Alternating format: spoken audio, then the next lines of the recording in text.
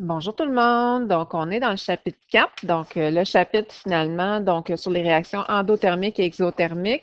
Toujours dans la partie 4.2, l'énergie associée aux transformations de la matière. On va sauter quelques pages, la page 21 à 24. On va s'en aller donc à la page 25 pour aller voir la différence entre chaleur molaire et chaleur massique, donc de réaction. Fait que dans le fond, nous autres, ce qu'on avait vu, donc le dernier cours, c'est qu'on avait vu qu'est-ce que c'était donc l'enthalpie? L'enthalpie, hein, on le sait que c'est la même chose que l'énergie, donc c'est égal à l'énergie, et que chaque substance, donc à cause de sa structure moléculaire, possède une propre quantité d'énergie qui lui est caractéristique, qui lui est propre. On avait vu hein, qu'on allait chercher dans ce temps-là la variation d'enthalpie, on allait chercher donc le delta H. Dans le fond, delta H, chaleur molaire, chaleur massique, l'énergie, l'enthalpie, c'est tout la même chose. Fait que là, delta H est égal à enthalpie est égal à énergie dégagée ou absorbée est égal aussi à chaleur molaire. Donc, ce sont tous des synonymes. Mais c'est quoi la différence entre chaleur molaire de réaction et chaleur massique de réaction? Bien, c'est au niveau des unités, tout simplement. Donc, chaleur molaire, bien, ça va être en kilojoules par mol. Ça correspond à la quantité d'énergie absorbée ou dégagée, dépendant si c'est endo ou exothermique, pour une mol de substance. Et lorsqu'on veut travailler en grammes, bien, ça va être en kilojoules par gramme.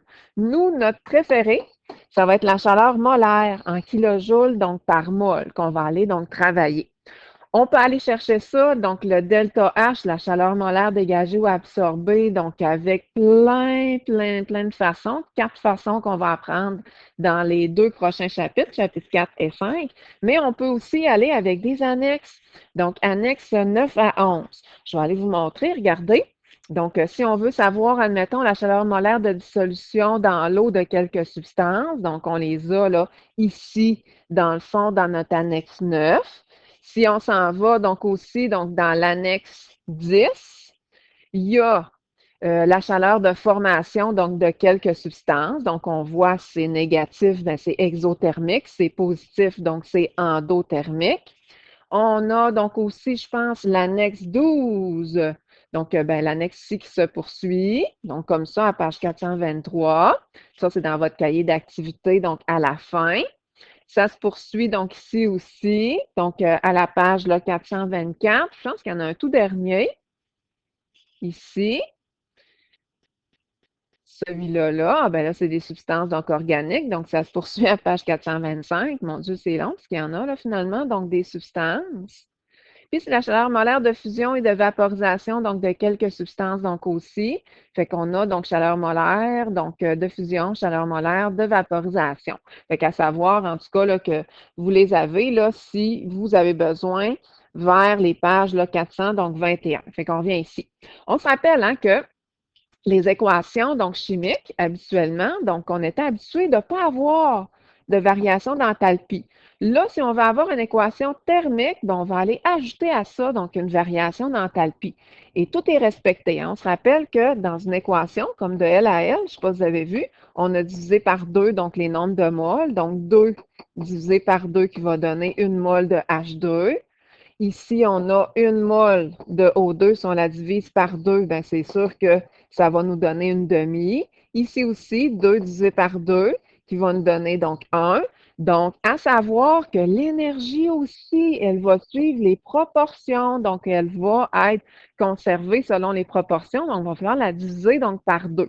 Fait qu'autrement dit, pour former 2 moles d'eau, de H2O, ben, l'énergie qui va être dégagée de 136,64 kJ, mais si je veux en former une mole d'eau, ben, c'est sûr que j'aurai donc à diviser par 2, donc mon nombre donc, de kilojoules, ça c'est sûr.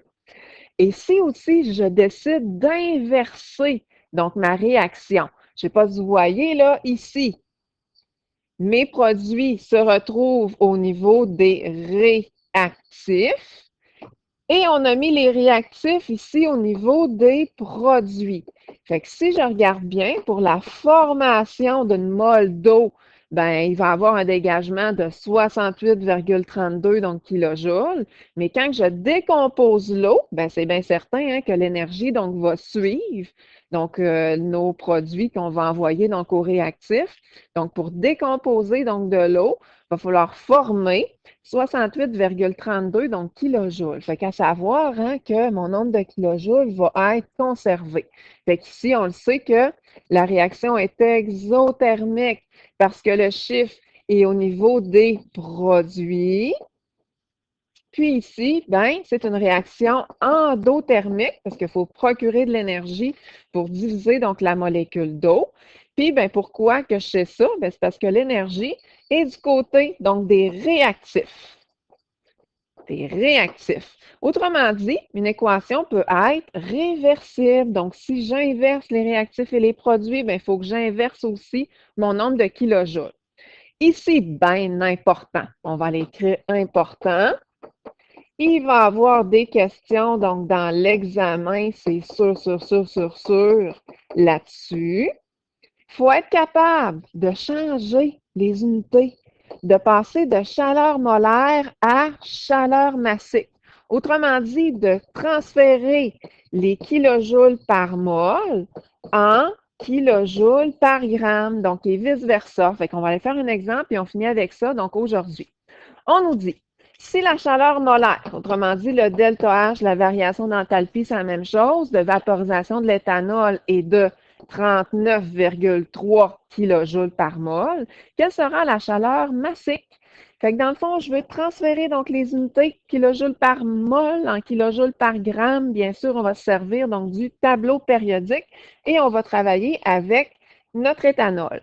On y va avec ça, fait que je m'en vais donc dans mon tableau périodique. Avant, je peux commencer par écrire ça sous forme de fraction. 39,3 kilojoules pour une mole, hein, c'est la même chose. 39,3, une petite virgule là, kilojoules par mole, c'est la même chose que ça ici pour une mole. On sait que dans le tableau périodique, une mole, si on va chercher donc la masse molaire ici de l'éthanol. Fait que je vais faire le carbone fois 2 plus 6 moles de H plus l'oxygène, donc aussi qui est de 16 grammes. J'additionne tout ça. Ça va me donner 46,07, ce qui est donc écrit ici. Donc ça et ça, donc c'est la même chose. Hein? Ça équivaut donc un et l'autre. Fait que nous, qu'est-ce qu'on veut avoir donc comme unité? C'est pas des kilojoules pour une mole, c'est des kilojoules pour 1 gramme. Fait que nous, on le cherche pour 1 gramme. Fait que je vais aller faire un petit produit croisé, comme ça ici. Je vais aller faire mon calcul pour prouver donc ma démarche. Et ça me donne 0,85 kJ par gramme. Autrement dit, ça et ça, là, c'est la même réponse, sauf que tout simplement, on a converti donc les unités. Une autre manière, donc ça, c'était notre méthode numéro 1. Méthode numéro 1. On y va ici avec la méthode numéro 2. J'efface tout ça juste pour vous montrer donc la méthode numéro 2 qui va faire appel à une formule qu'on va voir un petit peu plus tard pour aller chercher le delta H, chaleur molaire, chaleur massique, comme vous voulez, la variation d'enthalpie. Fait que tout ce que j'ai à faire, donc, c'est l'énergie. L'énergie, ben, c'est en kilojoules. Et je divise par la masse molaire, autrement dit, pour une mole. Une mole, hein, bien sûr, donc d'éthanol. Fait que je m'en vais dans mon tableau périodique. Je vais chercher donc ma masse molaire, comme j'ai fait là, finalement dans la méthode numéro 1. Je divise par 46,07 et ça me donne la même réponse, hein, c'est sûr, donc que tantôt, qui est finalement donc la même chose qu'ici, sauf qu'au lieu de l'avoir en kilojoules par mol, je l'ai en kilojoules par gramme. Donc, il faut être très à l'aise avec la conversion d'unité.